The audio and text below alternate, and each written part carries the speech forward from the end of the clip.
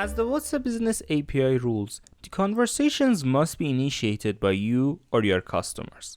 Customers can initiate a conversation by sending you any type of messages, but you can only initiate a conversation with a template message. Once the customer replies to the template message, you can begin sending any type of messages to the customer.